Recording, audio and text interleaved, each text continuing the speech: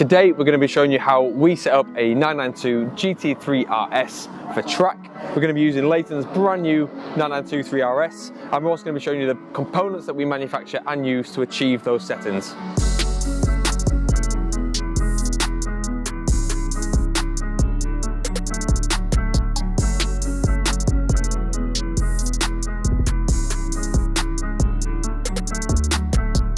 The biggest difference between the 992 generation GT3 and RS versus the 991 generation GT3 and RS is the move across to the double wishbone suspension system at the front. This means that there's now an upper wishbone and a lower wishbone which control the kinematics and dynamics of the front axle. This is a lot different to the McPherson strut that was shown on the 991 generation GT3 and RS. There is further differences between the 992 GT3 RS and the 992 GT3. So despite them both being double wishbone, on the 3 RS they've actually aero profiled the front tie rod assembly and the wishbone assembly, which is really cool to see on a closed wheel car. This means that the front wishbones are actually generating downforce similar to the wishbones on an open wheel car like a Formula 1 car. This is achieved by really clever front and rear air ducting systems that guide the airflow cleanly through the wheel arch, over the wishbones, and then exit out the rear of the wheel arch here through these tunnels. This means that the faster you go, the more downforce can be generated by these wishbones, forcing the tyre into the ground, generating even more traction, which is really cool to see. What we're going to be installing today is our 992 GT3 and GT3 RS front camber blocks.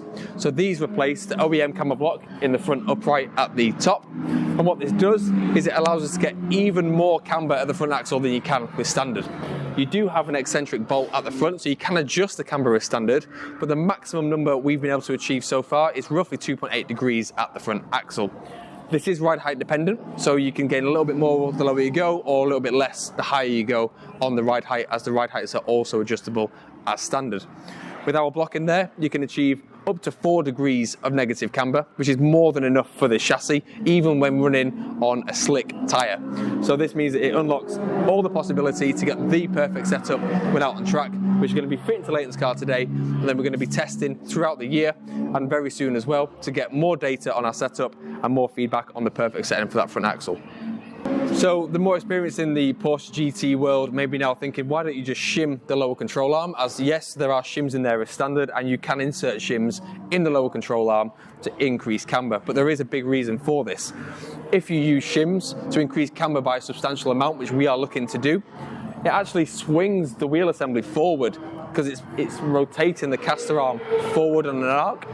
This means that the tyre ends up catching the front wheel arch liner, and it can cause wheel bind, and it can also damage the arch liner itself. When we use a camber block, the whole positions are moved in such a way that when we adjust the camber, it is perfectly inboard, so it's not swinging the wheel forwards or backwards when we're making adjustments. It also means that if different amounts of shims were required to get the camber setting on the front axle, you could have a different caster setting left to right, whereas with the blocks that wouldn't be the case. The caster would be even left to right, even if these were in slightly different positions to achieve the same camber setting at the wheel. The keen item on, you may have also noticed that these are not the standard brake discs. These are actually Surface Transform's carbon ceramic brake discs. These are an upgrade over standard, and we have a separate video actually featuring the Surface Transform discs and all the benefits they provide as a replacement to an OE ceramic. We can also upgrade the OE steel discs to a Surface Transform ceramic as well. So if you're currently running steels, we can upgrade you to ceramics. So if you'd like some Surface Transforms discs, feel free to get in touch and check out our shop as well, and you can check them out on there.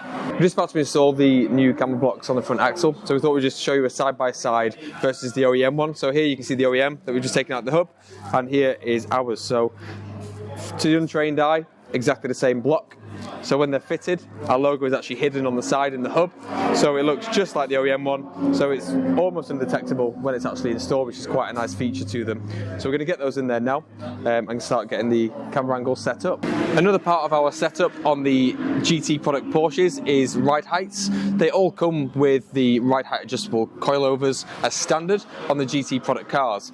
This means we can fine tune the ride heights with the range that we have available. That means we can get the car's rake angle set exactly where we want it.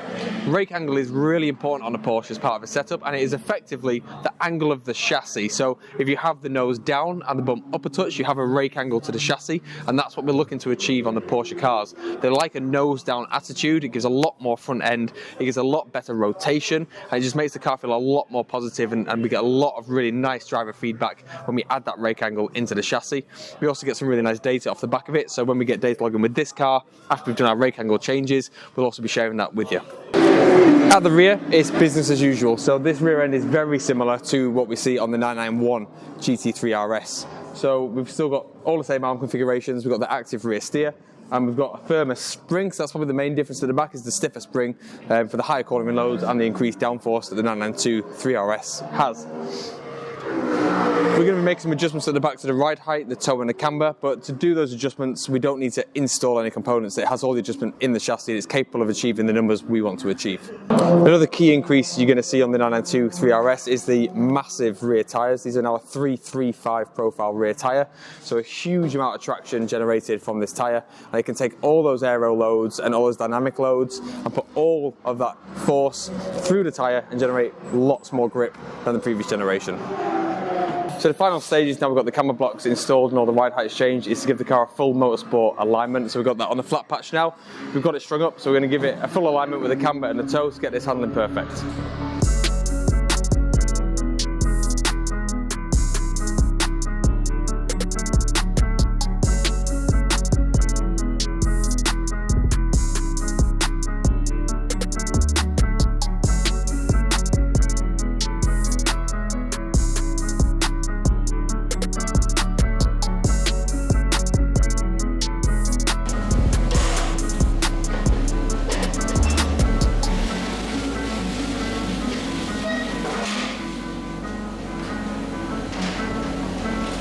So that's the car fully set up now. So we've managed to get some really nice settings on the car after installing our front camber blocks. It's unlocked the front end to achieve much more camber than we could have achieved as standard. We've now got the whole car set up more aggressively with more camber at the rear, more camber at the front, really nice toe settings front and rear to make it more pointy but have a lot of stability and grip. And we've also changed the rake angle and ride height to give even more lateral load transfer and cornering force, whilst keeping the front really nice and pointy and positive.